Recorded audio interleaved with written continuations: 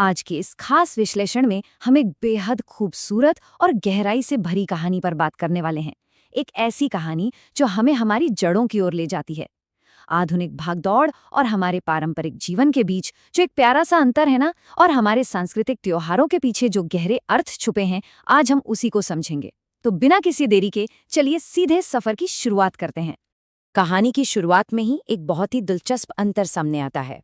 एक तरफ है शहर, जहां जिंदगी बस भाग रही है, तेज रफ्तार है, हर तरह की भौतिक सुविधा मौजूद है। लेकिन वहीं दूसरी तरफ है गांव, जहां की सुबह ही अलग होती है। सोचिए, सूरज की पहली किरणें खेतों पर पड़ रही हैं, हवा में कमाल की ताजगी है, पक्षियों की चहचहाहट और कहीं दूर से आती मंदिर की घंटियों और भजनों की धुन। ये जो सुकून है ना, ये हमारी कहानी की मुख्य पात्र राधा के सफर की एक बेहतरीन नींव रखता है। तो राधा एक छात्रा है जो पढ़ाई तो शहर में करती है, लेकिन हर साल त्योहारों के समय अपने गांव जरूर आती है। इस बार वो होली के मौके पर बिहार के अपने एक छोटे से गांव पहुंची है। और पता है, जैसे ही उसने गांव में कदम रखा, उसे तुरंत अपनी उस जानी पहचानी मिट्टी की सोंधी महक का एहसास हुआ। ये कोई आम पल नहीं है, ये वो पल है जहां महक का एक झोंका इंसान को सीधे उसके बचपन और उसकी जमीन से जोड़ देता है। उस सूंधी महक को महसूस करते ही राधा एक गहरी सांस लेती है और मुस्कुराकर कहती है, यही है असली सुकून। ये सिर्फ कुछ शब्द नहीं है, बल्कि एक बहुत गहरा एहसास है। ये हमें सोचने पर मजबूर कर देता है कि कैसे गांव की हवा में ली गई सिर्फ एक गहरी सांस ही मन को वो शांति दे जाती है जिसे हम अक्सर भीड़-भाड़ वाले शहरी माहौल में कहीं खो देते हैं। है ना कमाल की बात? घर पहुंचते ही राधा की मुलाकात अपनी दादी से होती है, जो आंगन में बैठी उसका इंतजार कर रही थीं। गले मिलते ही राधा एक बड़ी प्यारी बात कहती है, दादी, शहर में सब कुछ है, लेकिन यहाँ जैसी शांति कहीं नहीं। ये एक लाइन आधुनिक सुविधाओं और मन की शांति के बीच के पूरे फर्क को समझा देती है। बिल्कुल सही बात है। शहर में हर सुख सुविधा मिल जाएगी, लेकिन जो ठहराव अपनों के बीच मिलता है, उसका कोई मुकाबला ही नहीं है। चलिए अब जरा गांव के माहौल पर नजर डालते हैं। चारों तरफ होली की जोरदार तैयारियां चल रही हैं। हर घर से गुजिया की मीठी मीठी महक उड़ रही है। बच्चे पूरे उत्साह के साथ रंग और गुलाल खरीदने में लगे हैं। और चौपाल का नजारा तो देखिए, सारे बुजुर्ग इकट्ठा होकर अपने पुराने दिनों के मजेदार किस्से साझा कर रहे हैं। यहाँ साफ दिखता है कि ये त्योहार कोई अकेले मनाने वाली चीज नहीं है, बल्कि बच्चे से लेकर बुजुर्ग तक पूरा गांव इसका हिस्सा है। इसी गहमा गहमी के बीच रसोई में एक बड़ा ही शांत लेकिन गहरा पल आता है। राधा अपनी माँ के साथ गुजिया बनाने के लिए आटा गूंथ रही है। अब बाहर से देखने में ये एक आम काम लग सकता है, लेकिन आटा गूंथते हुए राधा को अचानक महसूस होता है कि अरे, ये सिर्फ खाना बनाना थोड़ी है, ये तो एक जीती जागती परंपरा है जो एक पीढ़ी से दूसरी पीढ़ी को बड़े प्यार से सौंपी जा रही है। एक साधारण सा काम भी कैसे हमें हमारे पूर्वजों से जोड़ देता है, ये उसका एकदम सटीक उदाहरण है। इसी परंपरा की गहराई को दादी की बातें और पुख्ता कर देती हैं। पास बैठकर दादी पुराने दिनों को याद करते हुए बताती हैं, हमारे समय में तो होली एक हफ्ते पहले से ही शुरू हो जाती थी। लोग एक दूसरे के घर जाते थे, गीत गाते थे और मिलकर खुशियां मनाते थे। ये सुनकर समझ आता है कि पहले के समय में त्योहारों का रूप कितना विशाल होता था। ये सिर्फ एक दिन का जश्न नहीं था, बल्कि वो समय था जब लोग एक साथ समय बिताते थे और समाज के रिश्ते मजबूत होते थे। फिर आता है होली के ठीक एक दिन पहले का समय, होलिका दहन का दिन। गांव में सब इकट्ठा होते हैं, लकड़ियों का ढेर लगाया जाता है। जब राधा आग की उन ऊंची लपटों को देखती है, तो वो इसे सिर्फ एक रस्म की तरह नहीं देखती, उसे इसके पीछे का गहरा दार्शनिक अर्थ समझ आता है। ये सिर्फ लकड़ियां जलाना नहीं है, बल्कि बुराई पर अच्छाई की जीत और अपने भीतर की बुराइयों को भस्म कर देने का एक बहुत बड़ा जीवन संदेश है। ये नजरिया इस रस्म को एक बिल्कुल नए स्तर पर ले जाता है।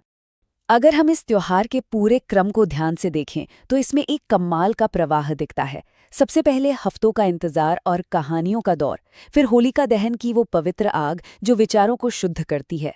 उसके अगले दिन रंगों और उत्साह का एक बड़ा सा विस्फोट, और आखिर में शाम के वक्त आने वाली एक गहरी सुकून भरी शांति। ये सब कुछ यूं ही नहीं होता, बल्कि ये पूरी प्रक्रिया हर इंसान के लिए एक मुकम्मल भावनात्मक और आध्यात्मिक सफर की तरह है। और फिर वो सुबह आती है जिसका सबको बेसब्री से इंतजार था, रंगों वाली सुबह। ये नज़ारा सच में ऊर्जा से भरा होता है। ढोलक की थाप बज रही है, पूरा गांव रंगों में सराबोर है। और सबसे खूबसूरत बात पता है क्या है? यहाँ उम्र का कोई फासला नहीं रहता। बच्चे, बुजुर्ग, महिलाएं सब एक साथ मिलकर रंग खेल रहे हैं, नाच रहे हैं। हवा में उड़ता गुलाल, चेहरों पर बड़ी बड़ी मुस्कान और हर दिल में बसने वाली एक कमाल की ताजगी। रंग खेलने के बीच ही जब माँ राधा को गुजिया की प्लेट देती हैं, तो वो एक कौर खाकर मुस्कुराते हुए कहती हैं, माँ, ये स्वाद शहर में कहीं नहीं मिलता। जरा सोचिए, ये बात हमारी आज के विश्लेषण से कितनी गहराई से जुड़ी है। घर की बनी उस गुजिया में सिर्फ मसालों का स्वाद नहीं है, बल्कि उसमें जो प्यार और अपनापन घुला है ना, वो बड़े शहरों की चमक दमक में कहीं नहीं मिल सकता। असल अनुभवों की कोई नकल नहीं की जा सकती। चलिए अब इस जीवंत दिन की ढलती शाम की तरफ चलते हैं। दिन भर के हुड़दंग के बाद अब पूरा गांव थका हुआ है, लेकिन बहुत खुश है।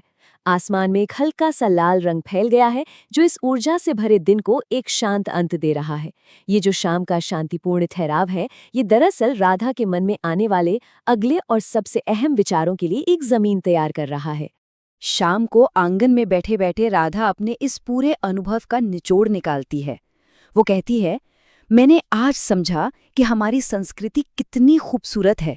ये सिर्फ त्योहार नहीं, बल्कि लोगों को जोड़ने का तरीका है। ये एक बेहद अहम विचार है।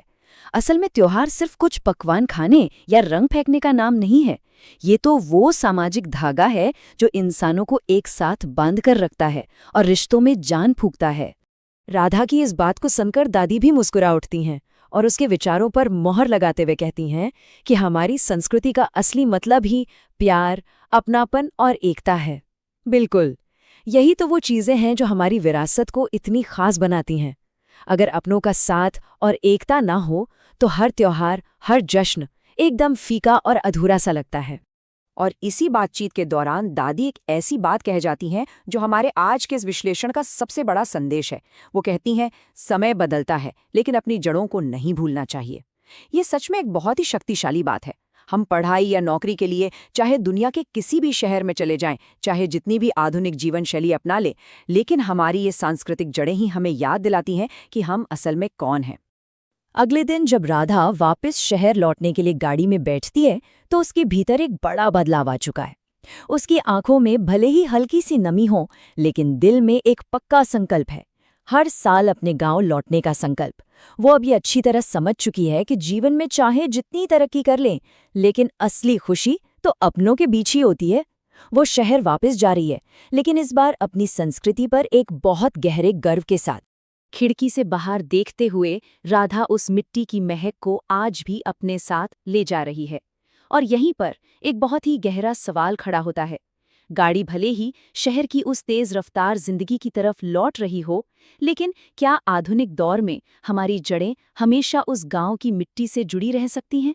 क्या हम अपनी तेज रफ्तार जिंदगी में भी इस सांस्कृतिक पहचान को जिंदा रख सकते हैं? इस पर जरूर सोचिएगा। इसी सवाल के साथ हमारा आज का ये विश्लेषण यहीं समाप्त होता है। अगर आपको ये कहानी पसंद आई हो तो लाइक करें, सब्सक्राइब करें और फॉलो करें। हमारे साथ जुड़ने के लिए बहुत बहुत धन्यवाद।